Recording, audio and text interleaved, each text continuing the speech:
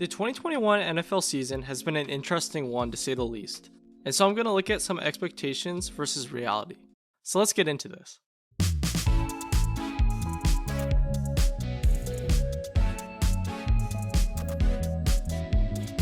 After springing onto the scene as only a rookie, Justin caught the attention of the football world with his Rookie of the Year performance. Over 4,300 yards and 31 touchdowns does that kind of stuff, and caused many to look ahead to his sophomore season. Going into the year, many speculated that Herbert could have an MVP caliber season in only his second year as a Charger. Although a bit of a stretch, it wasn't too crazy to speculate after such a phenomenal rookie year. Nonetheless, Justin had a lot of hype surrounding him going into the season, and so far, he's done pretty well. Currently, Justin is borderline top 10 in the betting odds, following a few underwhelming performances against Baltimore and New England.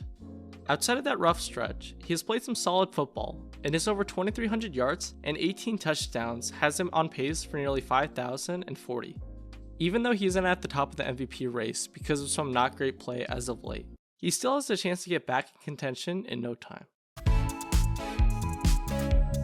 Next up to bat is the number 1 overall pick, and a team with one of the most interesting storylines going into the year. After doing his thing at Clemson, Trevor was a consensus number 1 pick, and so it only made sense that he would travel down to an Urban Meyer-led Jaguars squad. Going into the season, the expectations were not that high for Trevor and the Jaguars as a whole, considering the fact that he was not only a rookie, but so was Urban. Both were testing new waters, and to many it seemed like a precursor for a tough year in Duval. An 0-5 start to the season was not too big of a surprise, and most of the games outside of Cincinnati were not even close at all. It's tough to put together wins in only your first season, but it got even worse after a certain situation with Urban. Taken at his restaurant in Columbus shows a woman, not his wife, getting up close and personal. The whole grinding thing has and will stain Urban's reputation, and most importantly, hurt his relationship with the team. Talk about the fact that he quote-unquote lost the locker room were swirling around the news waves after the loss to Cincy. Anyways, many including myself thought the team would struggle with such a situation, but after the incident, they have gone 2-2. 31-7 and 37-19 losses to Seattle and Tennessee were not great, but their first win of the season against Miami and a surprising upset against Buffalo have made them interesting going forward. Although they've had some limited success, throughout this time Trevor has struggled quite a bit, with more interceptions than touchdowns, so it's looking like this just may not be the year for him. Nonetheless, are they a decent team, or are they just getting lucky? I don't really know, so I guess the only thing we can do is just wait and see. This one is probably the most surprising of the few, and has many confused. How could a team make nearly 3 straight Super Bowls, and then struggle against the Aaron Rodgers-less Packers? I don't know.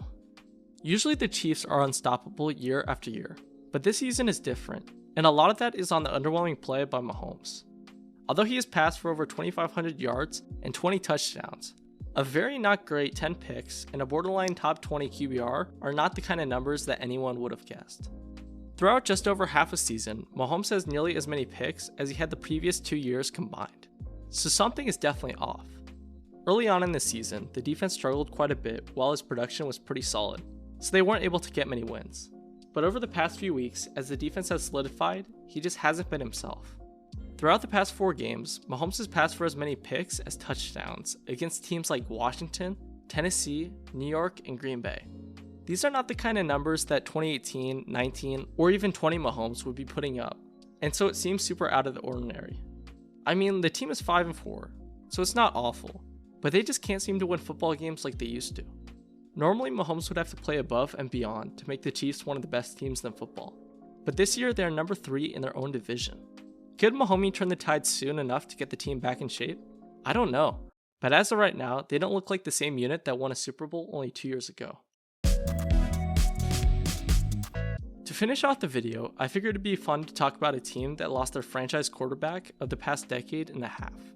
Drew was not the same young stud that joined the team back in 2006, and so it only made sense that he would call it quits after one of the best careers ever.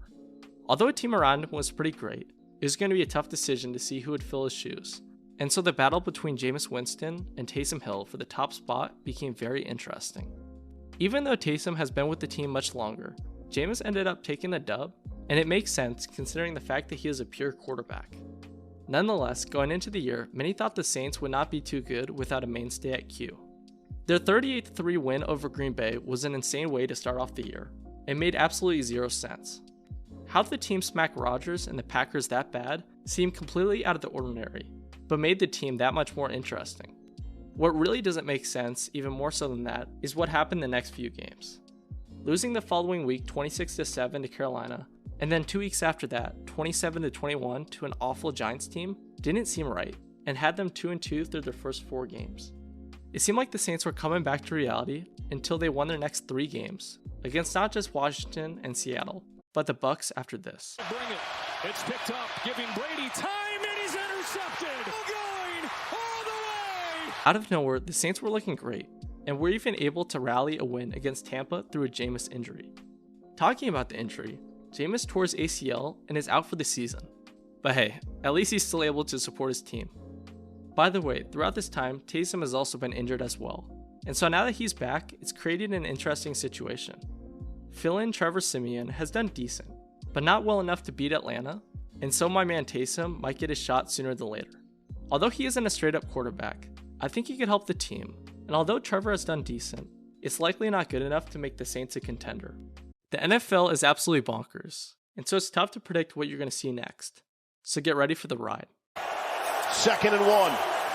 Herbert, lofting, end zone, touchdown! Thanks for watching the video. If you guys enjoyed, make sure to subscribe, like, and comment down below your expectations versus reality, and let me know what kind of stuff you want next. But anyways, see you guys soon, and peace out.